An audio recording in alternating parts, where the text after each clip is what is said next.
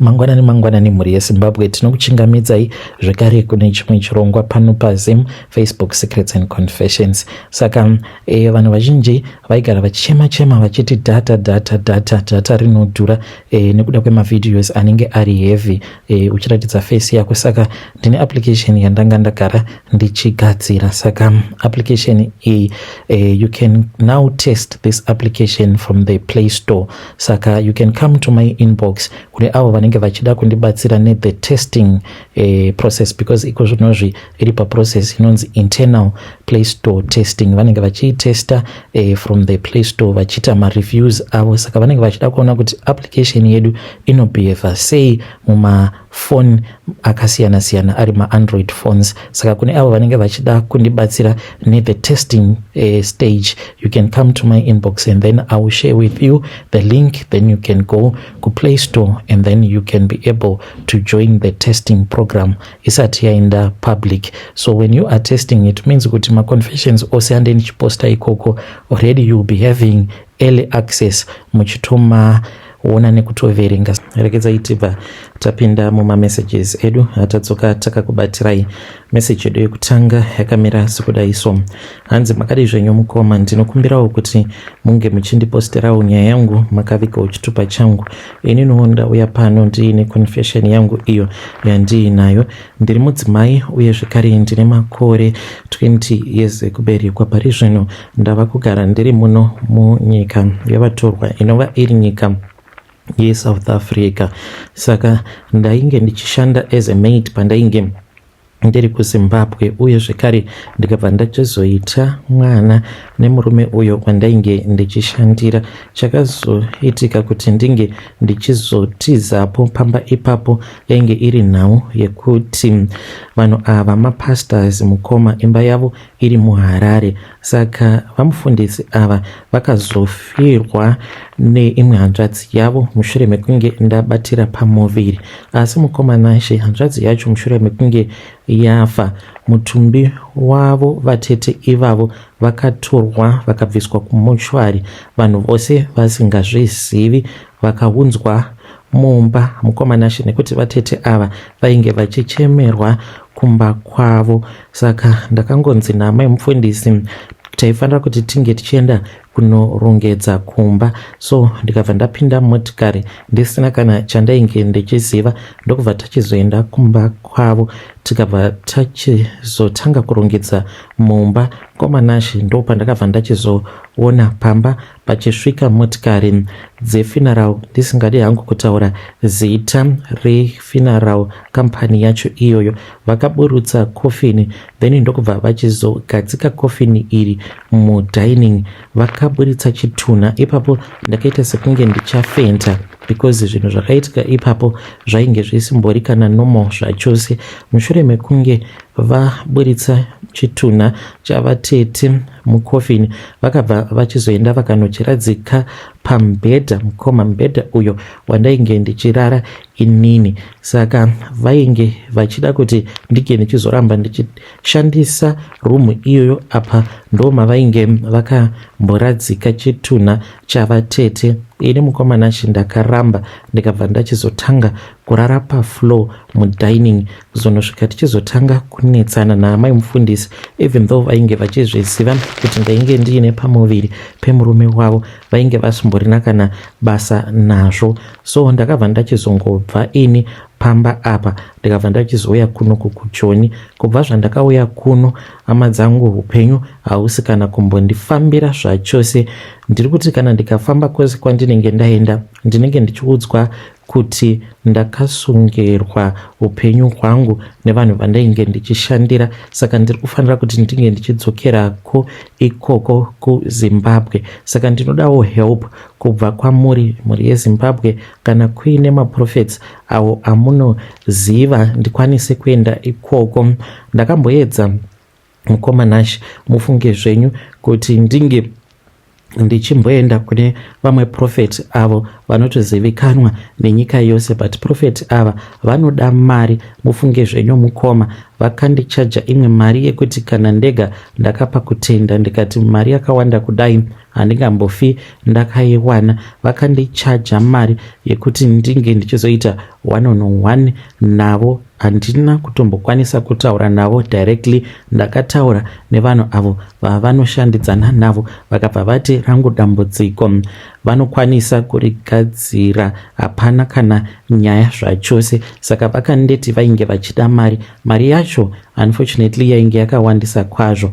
Ndiyowo secret yangu iyo yandiinayo. Kana mukaposta nyaya yangu ndizivise ndichange ndichizotevererawo ndiri mucomment section. Chandinoda kungoziva kubva kumhuri yeZimbabwe ndechekuti saka ndozvifambisa sei, ndodzokera here, sezvo ivo amai nababa mufundisi vachiti ndinge ndichidzoka kumba vari kuti vari kurwadziwa nekutambudzika uko kuri kuita mwana, because mwana uyu agere kumusha. Vari kuti ndinofanira kuti ndinge ndichidzokerako kumba kwavo ndotora mwana kubva kuna amai vangu. Kana ndatora mwana tobva tagara tiri pamwe chete. Hanzi vanoda kuti mwana uyu ange achikurawo achigarawo panzvimbo yakanaka sezviri kungoitawo vana vavo. Handizivi kuti do they mean it kana kuti vanenge vachida kungondishandisa zvavo. Kana mukaposta nyaya yangu mondizivisa please.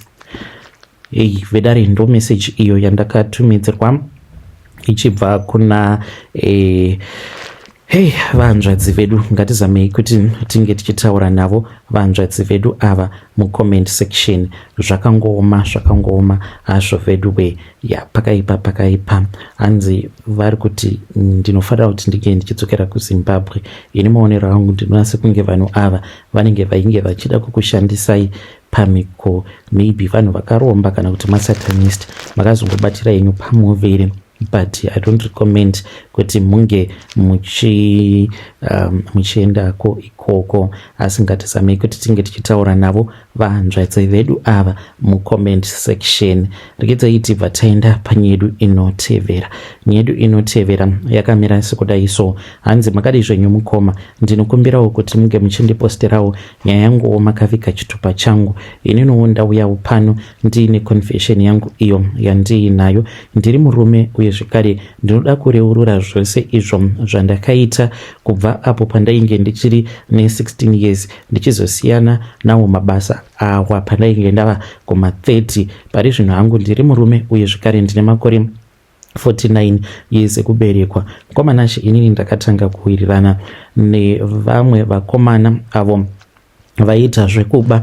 Umwe wacho ndichangomuti pachavo, uyo ainge achigara kumbare. Akatanga ari windi ndokubva achizotanga kuita zvekuba. Saka pachavo uyo mukoma nerimwe zuva akandidaidza ndokubva ndachizoenda kumba kwavo. Ndasvika kumba kwavo mukoma ndakasvika ndikaona kuti vabereki vake vainge vakagara asi pafloor vainge vakaisa mazai, rainge riri crate remazai uye zvekare painge paine mukaka, chidishi chemukaka. Saka takagara kudaro ndopandakaona pachavo uyo kuti ainge akazara ropa, hembe dzake zvekare nemaoko nebhutsu dzainge dzakazara neropa. Saka ndakangoti zvimwe kuda ainge aine munhu uyo waainge arwa naye. Asi mukoma pakabva pachizotorwa dishi renge riri zidishi zihombe rezengi. Vakabva vanditi ini vainge vandidaidza sezvo ndainge ndiri sahwira wake pachavo uyu. Vainge vachida kuti ndinge ndichivabatsira ivo sevabereki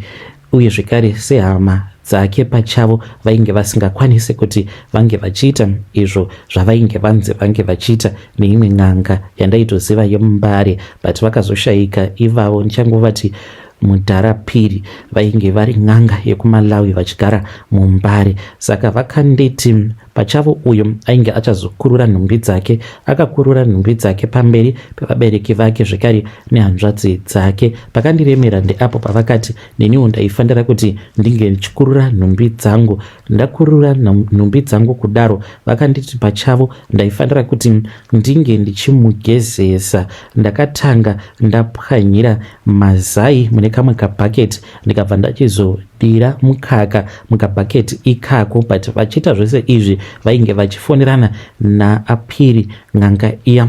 Ndokubva vachizonditi ndaifanira kuti ndinge ndichizomugezesa. Ndikatanga kumugezesa mukomanashi, ndapedza kuita saizvozvo vakandipa mari iyi mukoma ndichangoti ainge iri 200 US.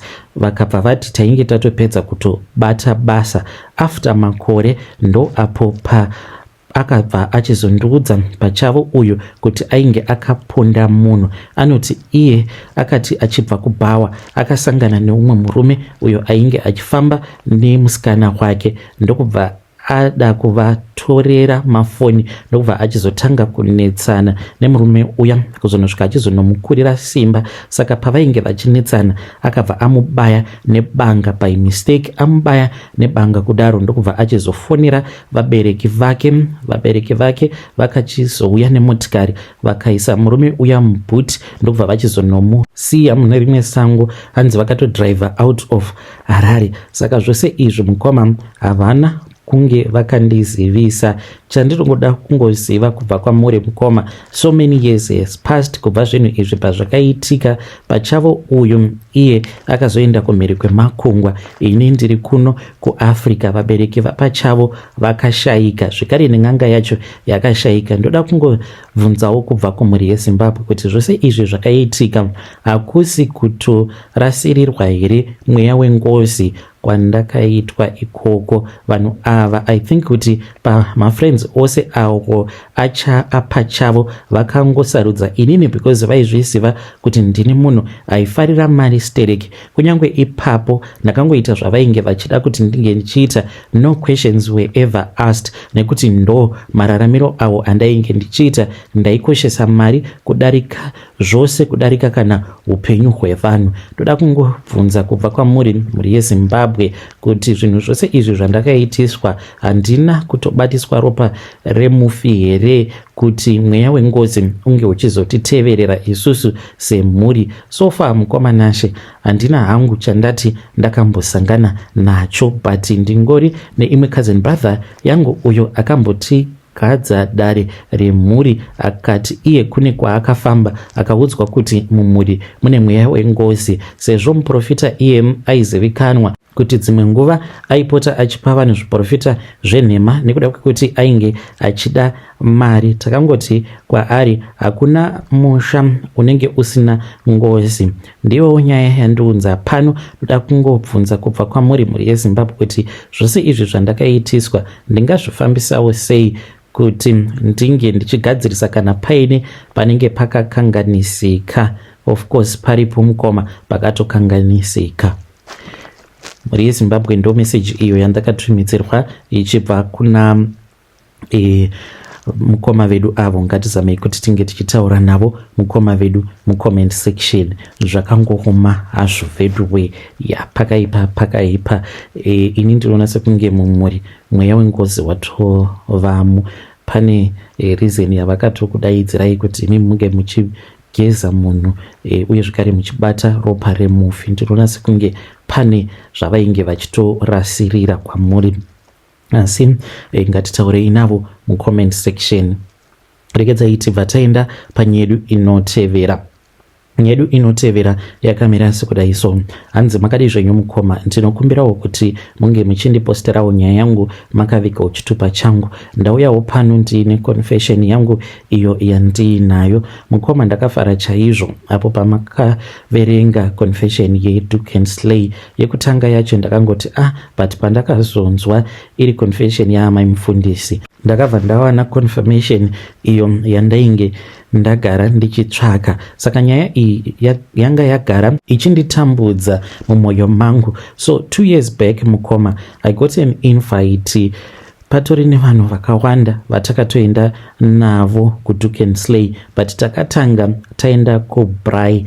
Pane umwe mukadzi uyo akangotanga kuuyawo kuchechi kwedu. Mukadzi uyu ainge aine zvimari zvake and she was a doctor. Saka kunyange zuva iro raakasvika muchechi, she was then given a platform kuti ange achitopa testimony. Unongoziva mazuva ano kana uri munhu anenge aine mari dzake. So takangotanga kungowirirana naye mukadzi uyu because airatidza kuti ainge aine zvinhu zvake. So akabva achizonyora mugroup remuchechi kuti she had this other Brai that she was inviting anyone that wanted to go there and the transport was going to be offered. So mukomana murume wangu encouraged me kuti ndike ndichienda ikoko for my business connections because ndaitawo zvekutengesa hembe, nanhasi uno ndinoita zvekutengesa hembe. So ndakaenda kuya nevamwe vakadzi vekuchechi. Tasvika kuya tikabva tatoona kutoti kwainge kuine mbinga mukoma dzechikadzi, but vazhinji vacho vainge vari maSouth African. So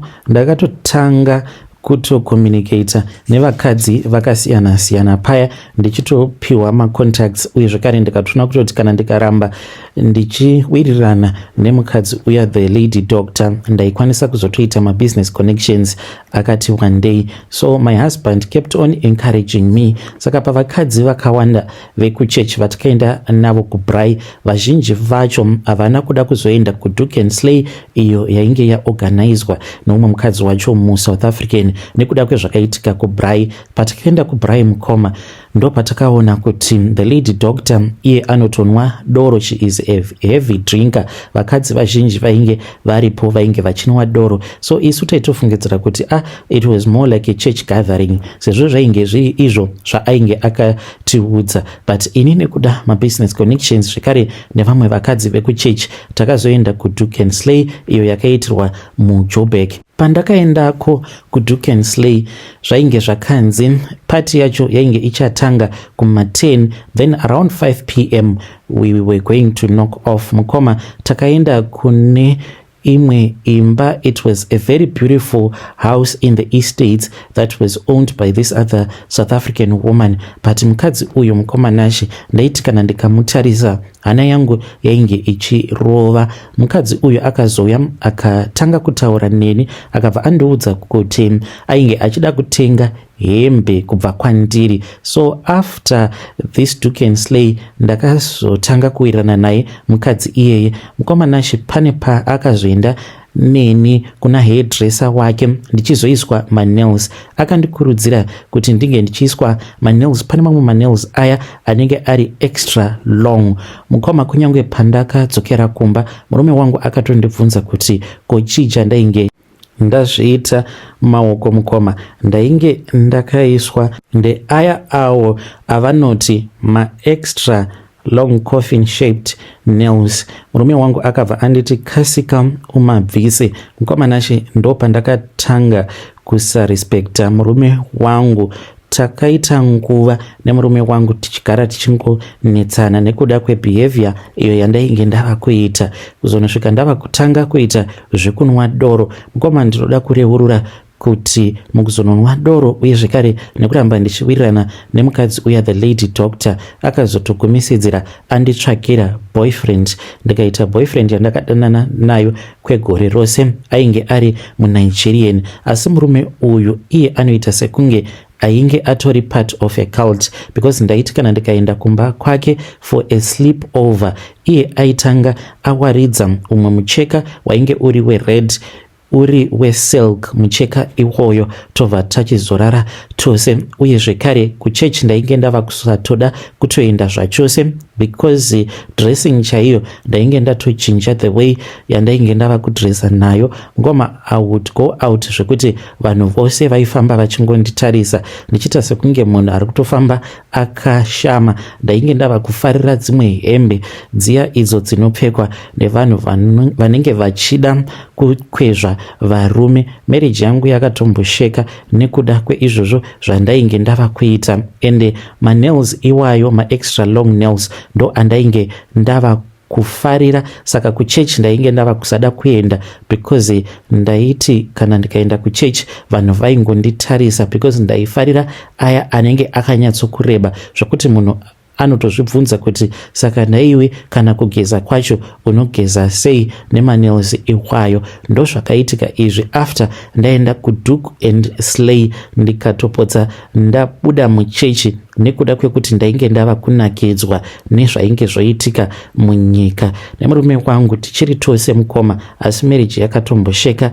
zvekutodaro. Kudzamara one day ndazoti ndakarara ndikabva ndachizotanga kurota dzimwe hope dzandisina kukwanisa kunzwisisa. Ndakarota mukomanashe ndainge ndakagara mune imwe room, but muroom umu mainge mungori netable. Saka ndakabva ndachizoona kuti patable painge paine pinjisi yainge iripo. Mukoma ndakangoona chimwe chinhu chakapinda murumu imomo chiri cheblack chikapinda mandiri, kwava kutora pinjisi iya. Zvino ndava possessed. Mukoma nashe ndaiti ndikaruma manails aya ndobva ndatanga kuzvikwadabura nzara dzangu ndichibuda ropa apa zvichirwadza. Ndapedza kukwadabura nzara dzangu dzose, maoko zvekare nekutsoka ndichirwadziwa kudaro mukoma, dzobva dzamera zvekare. Zvinhu izvi zvakaramba zvichingoitika kuzosvika ndichizomuka ndichiridza mhere.